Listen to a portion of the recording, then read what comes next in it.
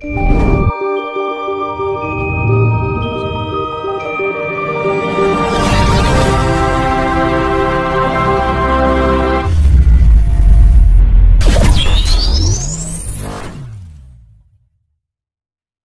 niku wau kan kangge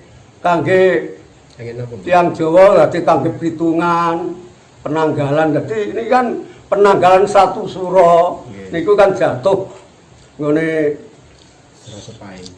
Selasa Pahing. Tapi ning tahun Hijriah niku kan genten tahun Hijriah niku jatuh Senin Legi. Ngoten lho. Dadi kedah ngertosi. Nggih. Mila kan gesek mangke nggone antarane satu suro kalih satu Muharram. Dadi Muharram niku bahasa Arab niku satu suro niku. Nah, terus menika kedah ngertosi tiyang Jawi. Menika dados mboten nggone sasar susur, mila disentrong napa niku jane mboten kangge sentrongan. Jane mumpun karuan jatuh tanggal niku. Ngoten lho. Tapi gandeng sakniki kan yen mboten sentrongan nggih biasa. Titen bane riyen nggih. Titen. Nggih langsung otomatis ngoten mawon. Dadi tanggalan niku kan otomatis. Dadi satu suro yakin ngene satu Muharram Islam tetap Senin Legi. Niku Satu. tapi ini nggone Jawa satu suro Selasa Pahing. Tahun J. Tahun J. Nggih. Ya, tahun J niku kok digandengi tahun Arab. Ngoten lho. Dadi pun digandengi kalih Sultan Agung Nyokrokusumo niku wau. Ngoten lho. Dadi tiyang dereng ngertos, tapi ning kula kan pun ngertos, pun paham. Lah mulane alif. Pertama kan alif. Terus terus Jimawal. Terus J. Terus Da. Enten gangsal Mbak berarti tahun Jawa niku nggih. Enten gangsal. 8. Nggih, 8 balik malih tahun alif malih. Kapan pun jemakir niku jemawake. Iku balik malih. Ngoten. Balik. Didungkene mboten saged mboten ro tampane tahun kan mboten ro nggone tanggalan. Terus kedah ngertosi tanggalan. Bana biasane nek warga Sapogar mau nek meringati satu suro niku bacaan apa mawon Mbah niku?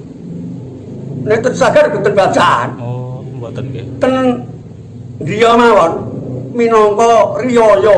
Riyayane nggih. Riyayane. Dadi kentun nur ten daleme jambak-jambak. Mangke nggih tetep ten Sanggar kentun nur bebarengan tapi nggih kentun nur jambak-jambak sedaya. Nek bacaane ten griyane piyambak-piyambak. Piyambak-piyambak. Niku. Dados mboten nglumpuk kados kepercayaan liya-liyane ngoten niku. Nggih. Nggone gondang, nggone kenekan sakmene mboten.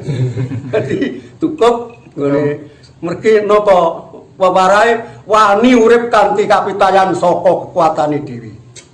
Dadi wis ora oleh njagakno liyane. Dadi iso slametan yo apik, ora iso yo apik. Niki lho. Tata garwa niku. Nggih.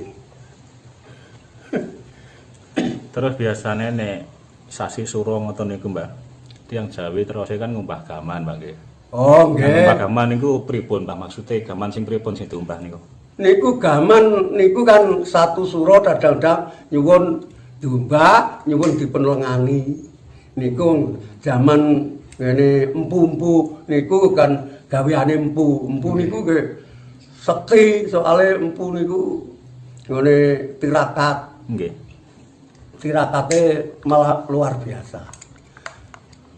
Berarti leres niku Mbah nggih, ngumbah gaman niku. Nggih, leres. Leres ngumbah gaman niku leres. Nggih. Kenging napa Mbah kok sing dipilih niku bulan Suro, Mbah? Bulan pertama. Bulan pertama ya. sakral Mbah nggih. Nggih. Dadi bulan pertama. Bulan Suro dasare huruf Jawa ya saka Suro terus dina-dina tak pertanggalan nggih saking Suro. Nggih. Ingkang dipun tampi dening nggone Sri Maha Punggung kala wau.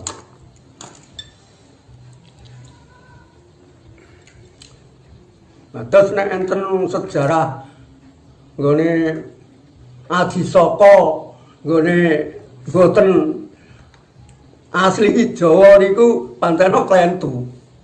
Pun dibelakaken niku nggih. Dadi wonten perangan kalih nggih menika Nggih.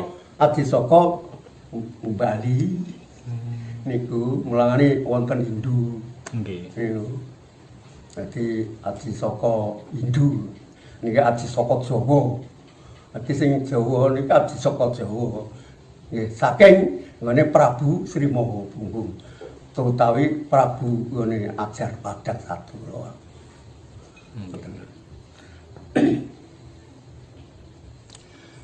Tanah Jawi berarti niku cikal bakale saking Jawa Barat Mbah nggih.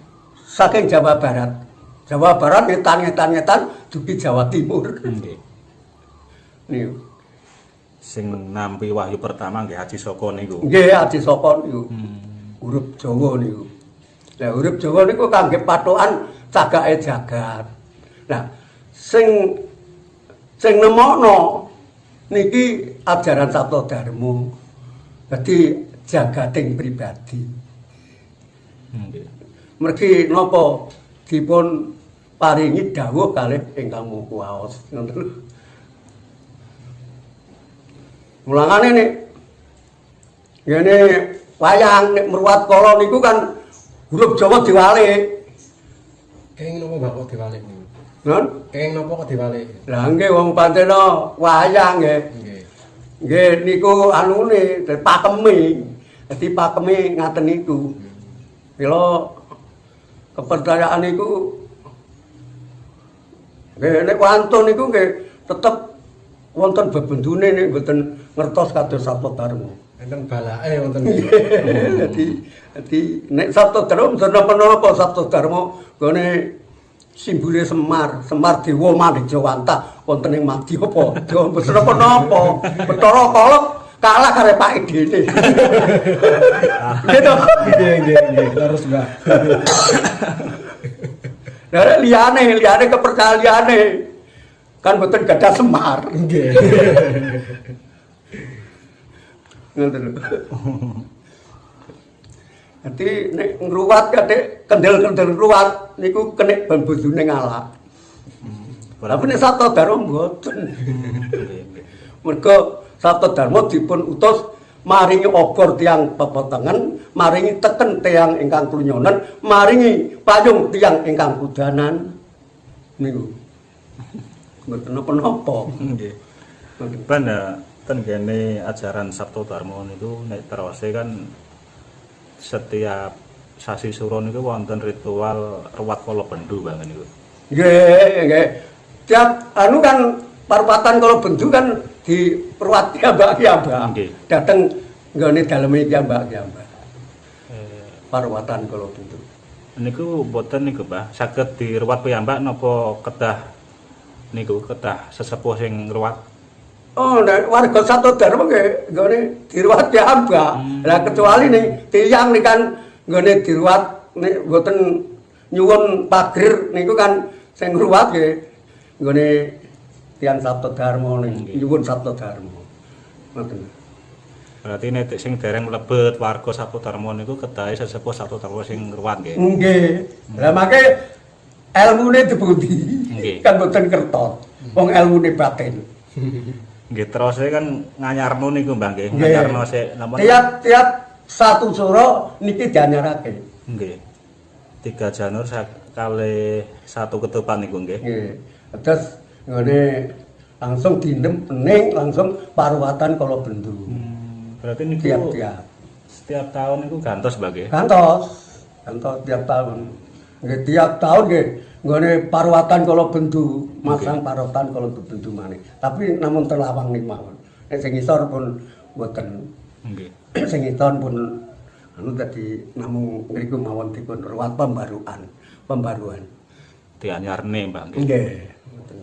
Mergi niku kan bincang nek Sabto Darmo pun badhe dados berjakat niku kan tentara Kidul niku kan gerasa. Tentara beribu-ribu. Nggih. Nah, ning Sabto Darmo mboten dilebeti wong marayan tanda-tandane pun ngertos kencor-kencor tandane niku. Pun Ning wonten kalane bendu, ya mlebu kan dikala bendu. nggih mboten wantun. Mboten wantun, ngoten. Wonten penangkale. Nggih. Ngoten. Nggih. Nah, mila tiap satu sura dianaraken. Niku. Berarti benjing sing slamet niku nggih griya sing wonten tandane 3 Janur niku nggih. Nggih. Atus benjing malam Selasa Pahing niku niki dilepas. Gantos gatoran Pas satu suro niku Mbak nggih. nggih, satu sura pas malam Selasa niku. Nggih. Selamatan. Nah, selamtane nggih bubur sura tumpeng ngoten mawon. Bubur sura niku ngaturi hormat Kakang Kawah Adi-Ari. Ngoten. Dadi supaya Kakang Kawah Adi-Ari niku saged ngliputi yanipun badan pribadi sak warga. Boten ganggu kalih ragane soalnya tiang kalih kula wau saged ganggu. Ganggu badan iki amba niku diganggu. Ngoten lho. Niku. Nah mila Sabto Darmo wani ngruwat niku lho sing ganggu niku kan sedulure dhewe niku Bathara Kala sing mboten mubet dadi kala niku wau. Ngoten lho mboten Bathara Kala wayang niku. Oh niku. Nah, sing ganggu niku kan sedulure dhewe niku Bathara Kala sing mboten mubet dadi kala niku wau. Ngoten lho mboten Bathara Kala wayang niku. Oh niku.